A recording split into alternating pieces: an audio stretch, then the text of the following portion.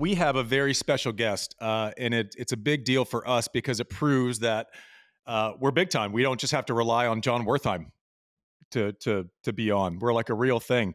One of my dearest friends, winner of 41 career titles, 4 in singles, 3 after she became a mother, which I think is one of the coolest stats in all of sports.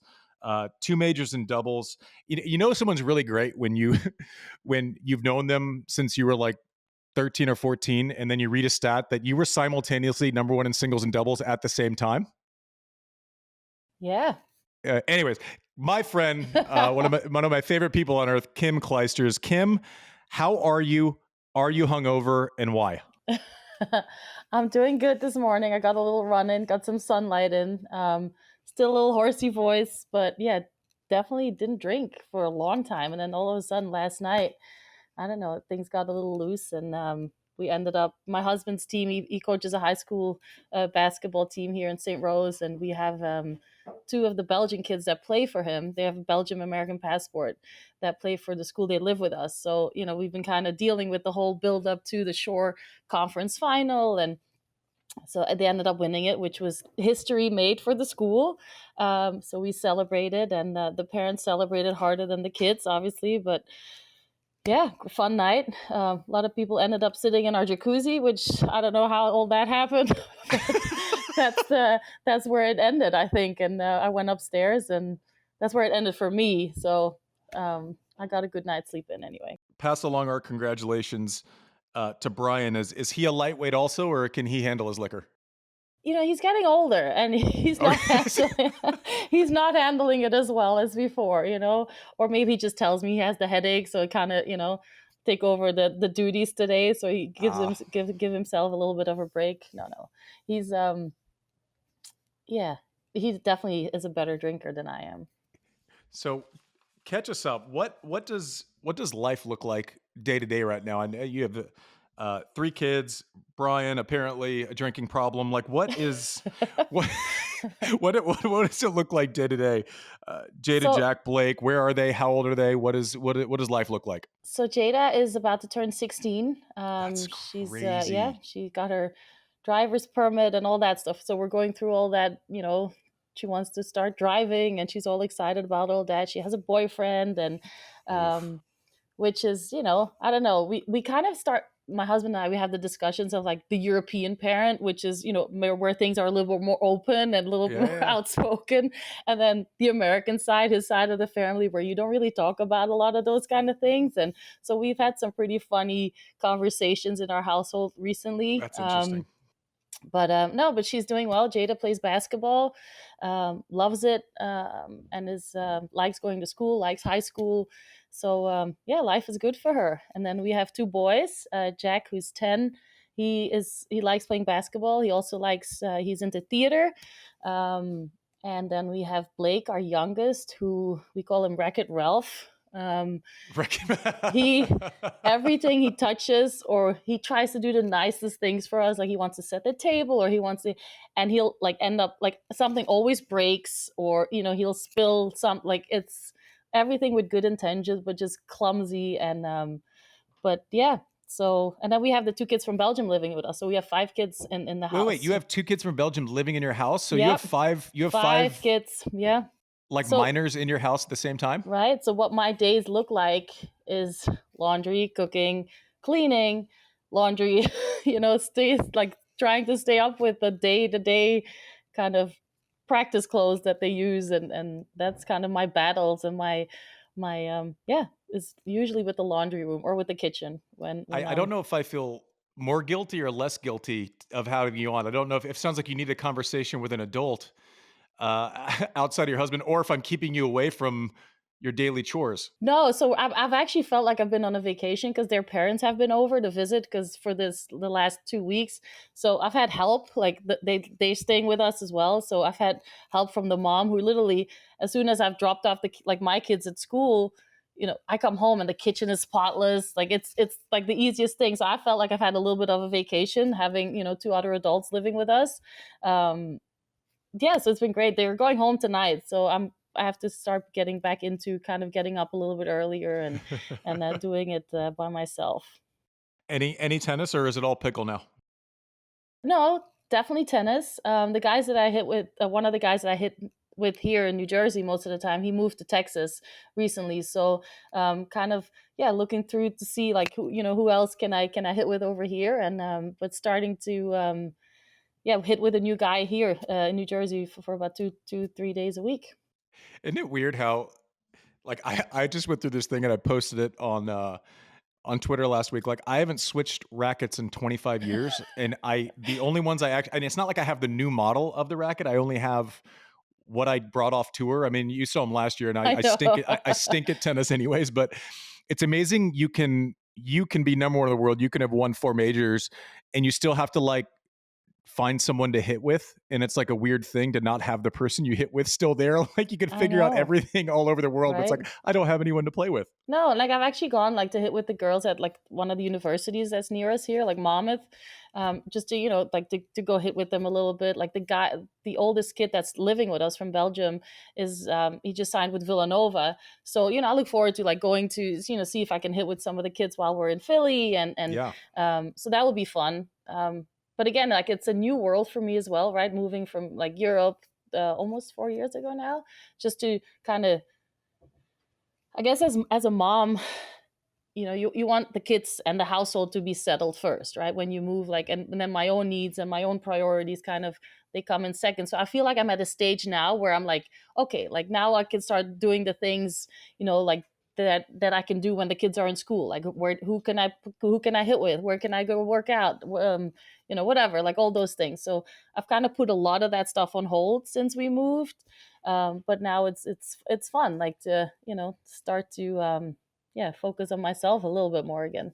Yeah, and Kim's not one of those players who stops playing and then doesn't know how to play tennis. She is mean. Like not mean like personality wise, but she can Yeah. play. Like the rest of us, I couldn't hit the ball into the ocean from the beach. Well, Uh I still love to hit. Like I yeah. love like getting, that rhythm of like I don't know what it is. It must be some autistic little trait or something that we had in us No, you're growing just up. Like you're it's I would want to hit if I hit the ball like you too. Like it would be fun for me. It would be listen, great. That you're would be really downplaying yourself. Like you hit the ball that would be fine. What are you I would talking enjoy about? it too. I think the thing you're trying to, figure out is like, yeah, I'm really good at it. It's fun being good at stuff. It's funny, like Um, your serve is still amazing. Like that's what I struggle with the most is like getting my serve, like the arm to move and to, get some decent speed behind it. Like my ground strokes are fine, my timing is fine. fine. It's just the serve is like, yeah. And what I do like is like with pickleball, where you play a little bit of, like it's like mini tennis, right? Like when we used to be at the tennis school back in Belgium, and we had a day off, what did we do? We played mini tennis games like for Yeah. hours upon hours. They were like we played all these different formats, and that's what I feel like pickleball is a little bit. It's like you get to play, you get the reactions, the quick hands, and you get the like. It feels like playing around, and um, so I try to play once in a while. Here with some guys that I'm in a WhatsApp group with, and they invite me, and but it's fun. I enjoy it. It's gets my competitiveness out of me. I just love that like she's in a pickleball WhatsApp conversation. Uh, talk to me about pickle though, because you're actually involved. You're an owner of a team, and what does that mean? So part owner of our team is called the Las Vegas Night Owls. So based out of Vegas. Sounds like It's they named that after your night in the jacuzzi last night. yes. I think I was the inspiration. No, but it's with so our team is divided up on three females and three males. So kind of how the pickleball MLP format is built upon.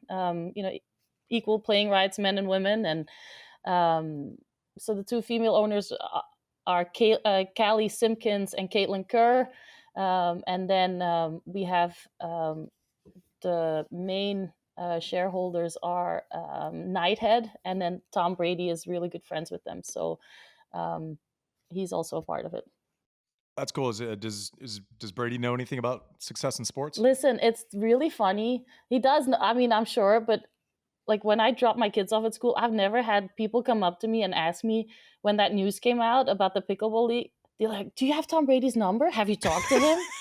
It's crazy. Like maybe that was back in the day. That's what happened to you all the time too here in America. But like I've never had that happen where like other mothers are coming up to me and be like, "Oh my god, you do you know Tom Brady? You have his number?" Like, I'm like, no, I don't. Like, I don't have his number. I've never talked to him. He's part of the team, but never talked to him. So I don't know. I wouldn't let the truth get in the way of a good story. Like, we live in a world of alternative facts. I feel like you should make up a story. Like, I haven't seen him since I don't know, was it should vacation in Mexico last should I year? Like, say he I was in the can't. jacuzzi here last?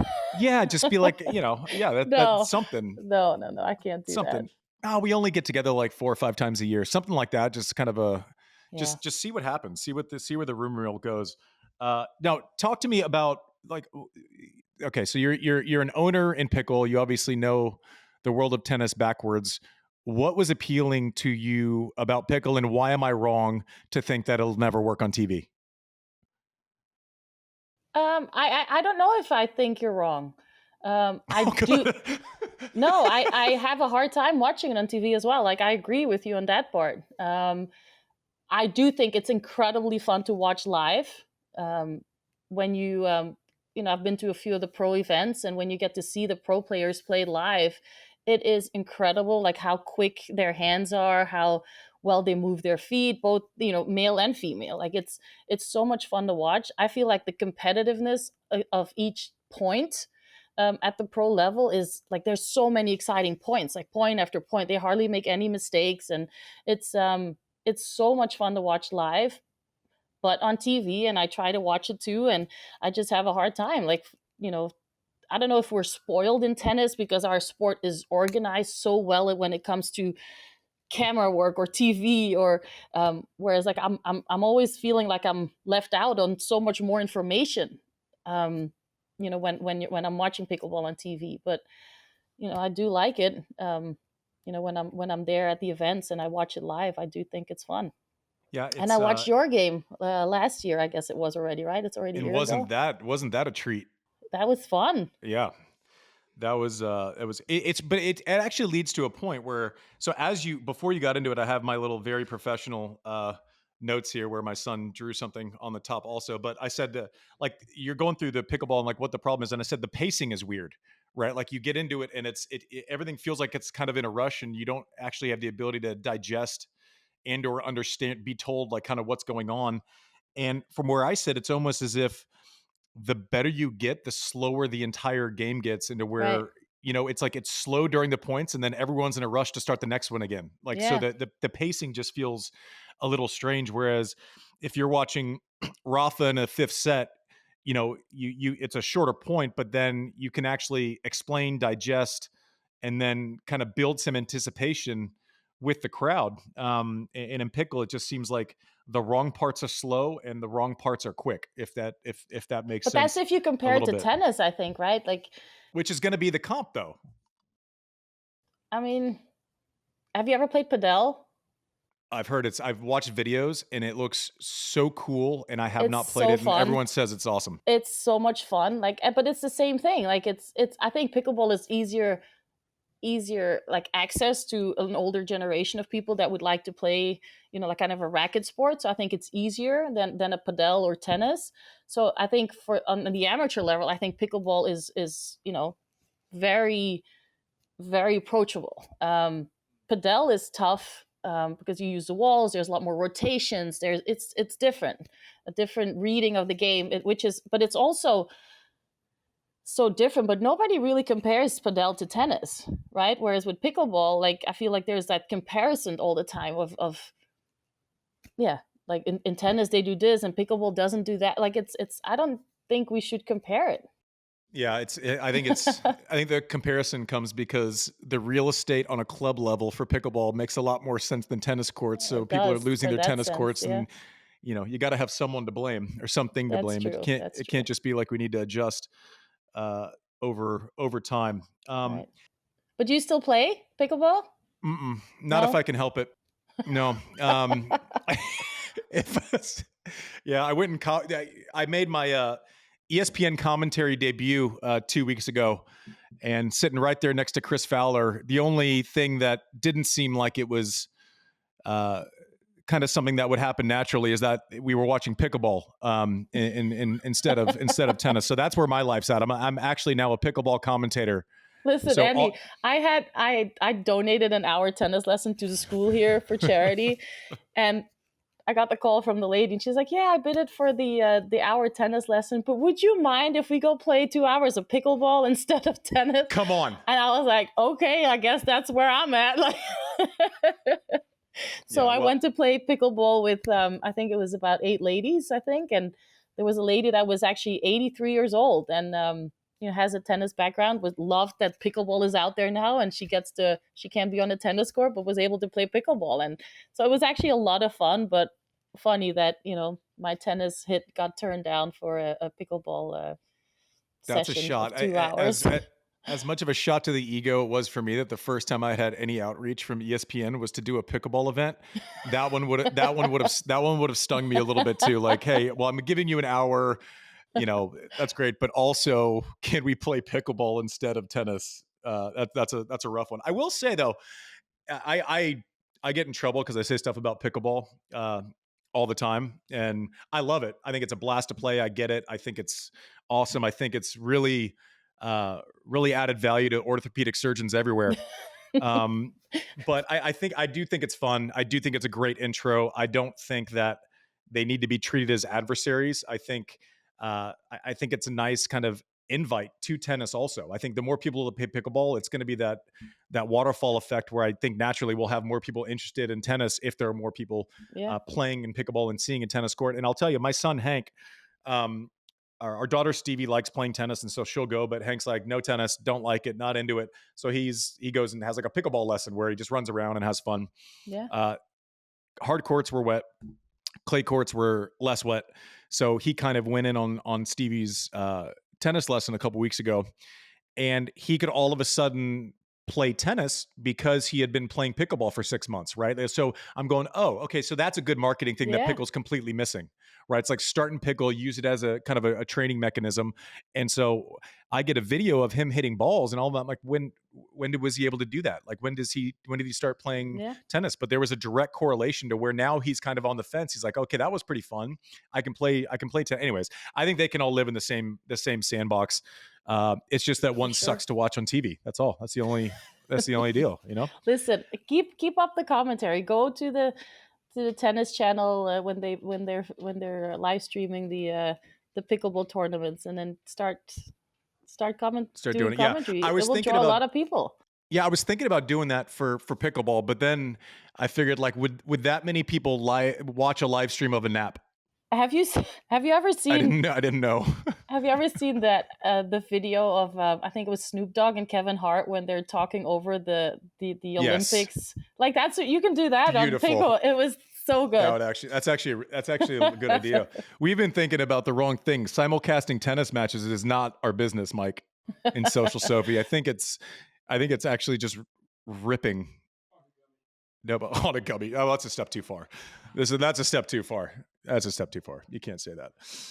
I would never. What I do want to couple subjects that I want to get to, and you probably I got to ask you this in the right way because it's probably something that the thing that gets mentioned all the time, and I'm guilty of it, is you winning post childbirth and coming back and being arguably better post childbirth. And how does that happen? And now we're seeing, Osaka, Wozniacki, Kerber. We saw Serena. Uh, how do you feel about it? And do you get annoyed by kind of being the person that everyone points to as the success story? Because I personally, when you won and Jada was sitting there with the trophy, and it's weird to think that that person next to that trophy Can is drive now soon. now has I a know. boyfriend, right? I don't I like know. that. I don't like that much. No. But how do you feel about it? Are you proud, as I think you should be, or is it like I kind of just don't want to talk about it because they need their lane, and I don't want to be the person that anyone kind of points to? No, I mean, am I proud about it? I mean, I was really proud in the moment. Do I think about it a lot now? No, I don't. I don't. Yeah, Um, but it's more I get, like when like you, if you bring it up, or when I go to an event and people talk about it, or I bring Jada, like she went to when we played the EXO at the US Open. I brought Jada to that, and then people that used to work for the tour that are, yeah, when they see her again, like when those kind of things get brought up, like I start to talk about it, and I'll talk about it with the kids a little bit, but it doesn't get ever get brought up in our household or anything. We don't talk about it like it's was a part of my past. But yeah, I mean, it is. I don't know. I've never been like that about victories or wins or like I'll get letters or on my social, like people, mothers that reach out and found inspiration from going to work or whatever it was. Those are nice things to hear, that you've without knowing or without trying had an impact on people. But it's not that I'm thinking about that at all, actually. I don't. I'm. I never get pissed at you, and I'm pissed at you because I want you to be prouder of it than you are. I really do. Like I need you to. I think I want you to swell with pride like the rest of us swell with pride Wow, for you. But I think thank you. you were responsible for it being a possibility. And before you did it, it wasn't something that really happened, frankly. And No, if it happened, it may have happened here and there, but it wasn't like an expectation, right? Where right. someone leaves the tour at a young age, like a Naomi, and it's not like, oh, well, that we might that might be it. Now it's almost this like half expectation that we're definitely going to see someone again. And I think that is because of you, even if you want to undersell it. I'm not trying to undersell it. The thing is, when I stopped playing and I had Jada, I never thought that I was going to come back. Like I never, You like were Serena 23. and Naomi, and they all kind of already said, like, yeah, I'm coming back as soon as my body's capable. I'll try to push it and be ready for a certain timeline. I didn't do that. Like I was done playing tennis. I was done with the crazy circus of traveling on the road and dealing with everything else that comes outside of what happens on the tennis court. And um yeah, and then met Brian. Had a tough time with my father, who passed away. Like, he was sick for a year. My sister and I, we took care of him. um and then had Jada, and so a lot of things, like life-changing things, happened in my life, in a short amount of time. And it kind of, tennis, and then the invitation to play Andre and Steffi at Wimbledon, when they built a new roof on center court, that came, and that kind of sparked, yeah, my time to, like, to go and work out again, to go hit. And that was And the same year that you won the US Open. yeah. So you got your spark like 6 weeks before you won the US Open, or No, that was earlier. So that was, I guess, oh, it was May because they were previewing it, right? yeah. So Okay, my dad passed away in January. I got that letter, I think February, beginning of March, got to it. go play at Wimbledon. And so, yeah, just started hitting and locally, and I didn't want to cause any rumors, or I just started hitting a little bit and to play some exhibitions. What was Crazy. what I had in mind, and then 2-3 weeks into it, kind of that hunger of competing grew, and then I was like, okay, talk to my fitness guy who traveled with me for most of my career, Sam. And I was like, listen, Sam, I'm kind of feeling this drive, like, from within, that I don't want to just play exhibitions. Like, I want to compete in tournaments. And he's like, okay, well, you're gonna have to work hard, like, if this is what you want to do. And then thought of the Australian Open being the first goal, but then said, okay, let's see what it's like at the end of this year, play a couple of tournaments and get kind of a feel for, like, that's the honest conversation we had, like, get a feel for what it's like traveling with a baby. Yeah, and getting my routine back, seeing what the level's like on tour, and how I recover after matches. And that was basically the purpose of starting in '09. And then got a wild card in New York, and was able to win, and then crashed after it on the streets somewhere in New York. Completely, the emotions of that whole year, I think, of losing my dad. And it was just, how you do, like, all the interviews Yeah. and stuff afterwards. And then, yeah, got to Wait, New so York. you had a moment when kind of no one was around and it Yeah, just just all my kind of boiled team. up? Yeah, and Wow. Brian, and we just sat, and I could not stop crying. It's like Yeah. you held it in for so long, or you tried to suppress it, those feelings of grief and of the excitement too, but then also dealing with, media always trying to, get something from Jada, or pictures, and Mm. you don't want to be rude, but you try to, like, block it off as much as possible. And I think everything just came together, and um, yeah, it was too much to handle, I'll tell in a you. sense. So mine wasn't. This is not a fair parallel. So I'm not trying to make it apples to apples at all. My 2 years after I retired, my father passed suddenly, and for me, it was this whole, you go through this tennis life. And I remember having this moment. I was playing, I had to play an exhibition. It was probably a month after he passed. And I was playing James, and I hadn't hit a ball. I hadn't done anything. And it struck me as I was playing that match. I go, this is the first time I've ever played tennis in my entire life while my father hasn't been on earth. Yeah. Right. And so I'm sure that had to have some boil up where, like, it's the first, this success I'm having, but it's in the trail and the vacuum of this relationship. I'm probably projecting a little bit, but I had that moment where you almost tie life memories to certain Yeah. moments, and Yeah. tennis is kind of this all-consuming thing. And my dad wasn't like an overbearing tennis parent. Like he played soccer, he knew what like being an athlete was about, so he was always very helpful when it came to like the mental side of Yeah. things and preparation. But I would always like when I was nervous, and especially the bigger like matches, I would always give him a quick call like right before, if I was like just walking to the bathroom just before I had to Really? go to the match. And I had a moment at the US Open, and I'm walking to the bathroom and I'm dialing his number on my, like Mm, it was such an automatic kind of, you know, thing that I would do when I was nervous, just to pick up the phone, even though it's 6 hours later in Belgium. And, I knew he would always answer. Um, mm, and as I'm dialing the number, I caught myself. I'm like, oh, yeah, like, what am I doing? And, so, but then you suppress those moments, right? Like, you're like, okay, I got to go on court in 10 minutes. yeah. Like, I can't have time to think about what, my thoughts and, but yeah, I mean, I'm happy. Like he saw me win. We spent, when I won my first championships in LA, like we had incredible moments traveling together, Hmm. and just talking and sitting on the plane, and yeah, I mean, all these things. Him sharing his experiences from when he was a soccer player, and it's like those are the things that now that I'm older, I like they. Yeah, they mean so much more than when they're still around, I think, or you think back about those conversations with a deeper meaning. Um, and now too with the kids, I mean, it's amazing like how many times like I catch myself, like even with Jada now, like she's she plays basketball, she played for the Belgian national team last summer. Media starts to get in, and I'm like, all of a sudden I'm realizing I'm thinking like my dad, like the protection mode kicks in, and I love it, like I love it, and I'm grateful for it. And yeah, it's been, I mean, almost, it's been 15 years since he passed away. So I love talking about it. Like I love talking about these experiences, and happy I can do it without, um, the negative Yeah. feelings or the pain. That's I didn't know this is where the conversation was going to go, and I'm happy to have been on the other side of it. That's a fantastic thing, and I think also as you're saying that, my mind's going. I think like bad stuff can get passed down from generation to generation to generation, and it's like a taught behavior.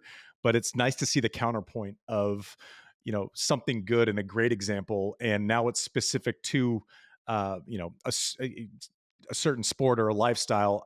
It's nice to see that as strong or stronger, good can get passed down from generation to generation. Yeah. I think that's really cool. I will say, as a tennis fan, and a fan of yours, that's when you did that. It was still, I think, one of my favorite Grand Slams that I've ever watched in Thank my you. entire life. Like, it was just fantastic, and that's kind of one of the iconic images, and it has to be weird for Jada to kind of have this like image of herself when Yeah, she's just trying it's to be normal. But I can't imagine what that is like for her. How much of it she remembers, but it and it's was it funny, was like it her was pretty great. personality is still the same. Like she doesn't like to take pictures. She doesn't like even back then, like she would tell like photographers like no photos. Like she was 3 or 2 years old, no photo. Like, and I was like, all right, like I guess I she mean, makes it very clear, and still is like very yeah.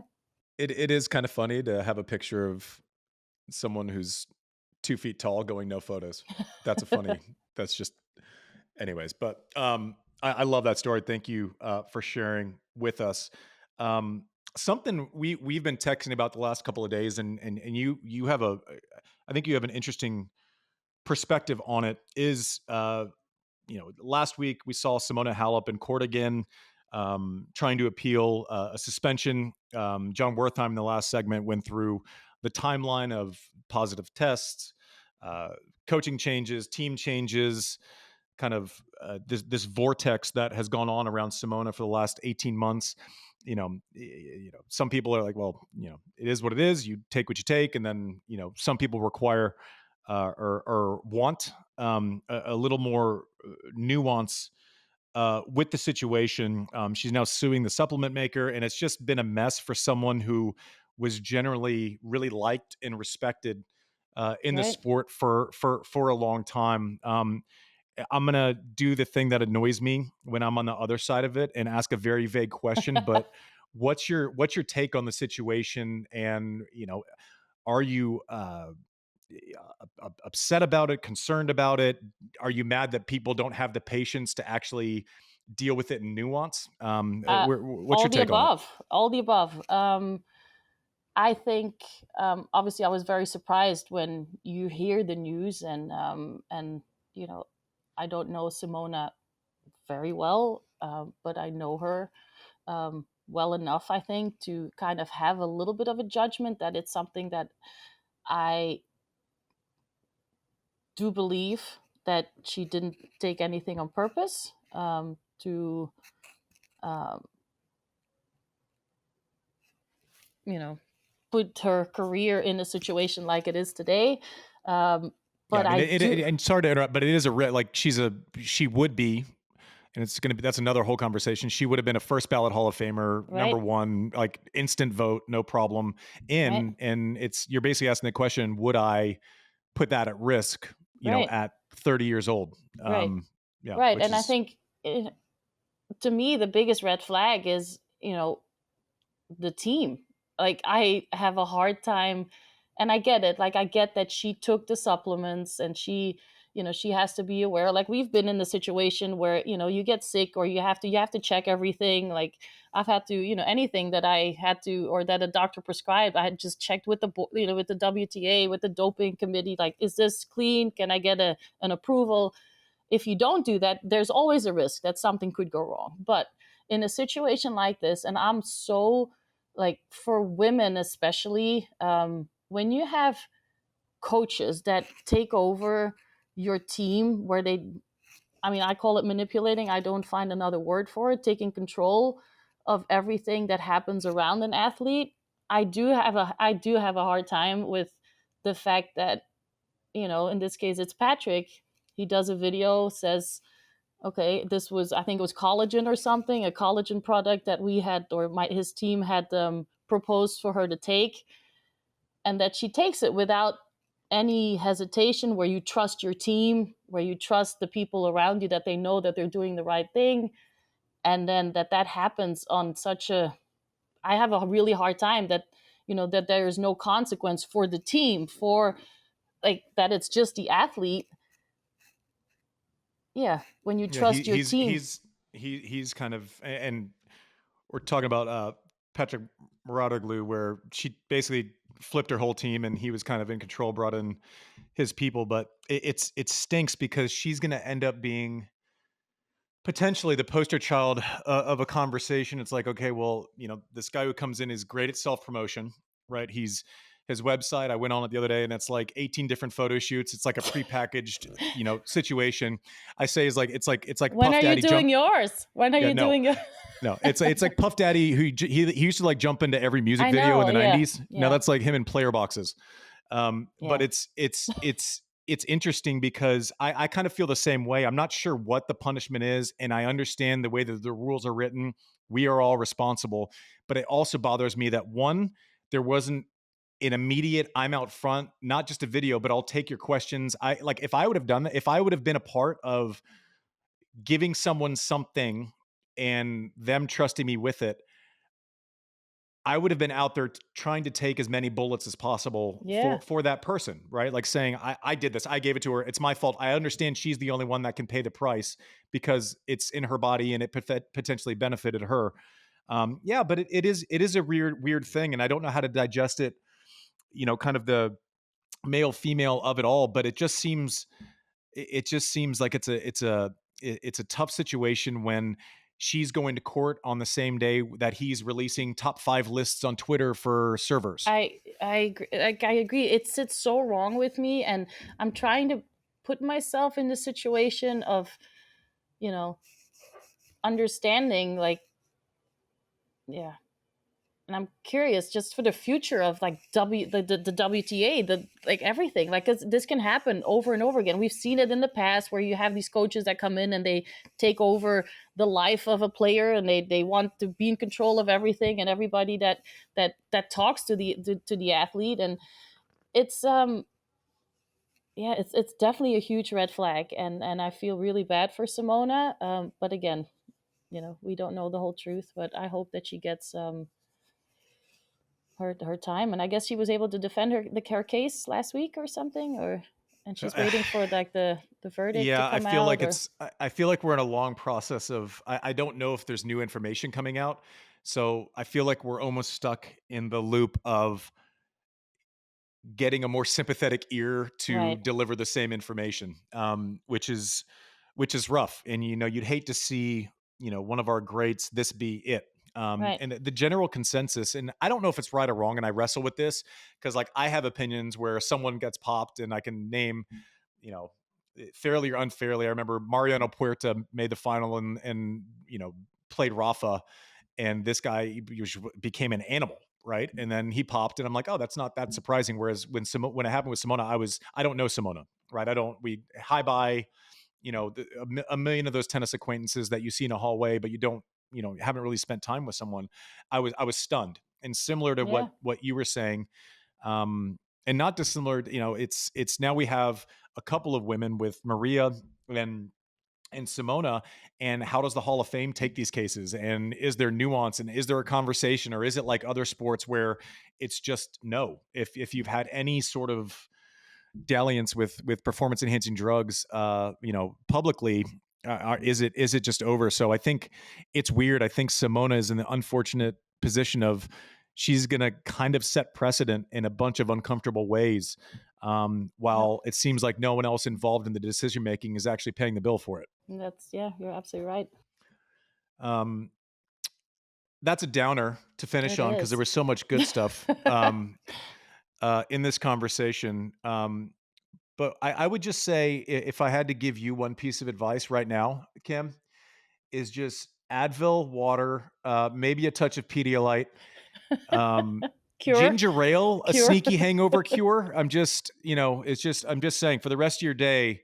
At this point, today's written off. It's not going to get any lower than this podcast. But I do think there's time left in the day to make tomorrow a little bit better. Yeah, thanks. Well, thanks for the advice. I might I'm not gonna do all the Advil and stuff. It's not that bad. I don't feel that bad, but Well, maybe of do an course it ice is. bath or just kind of wake the body up. Yeah, I'm just saying, you're a little judgy against Advil. There's no downside, but you're the best. You're the first player that we've had on our pod. I thank you. I think the world of you. Thanks for coming on. Thanks for Same. sharing. Thank You're the you so best. much. Good luck with the show. Thanks, Kim. You're the best. Thank you. Bye.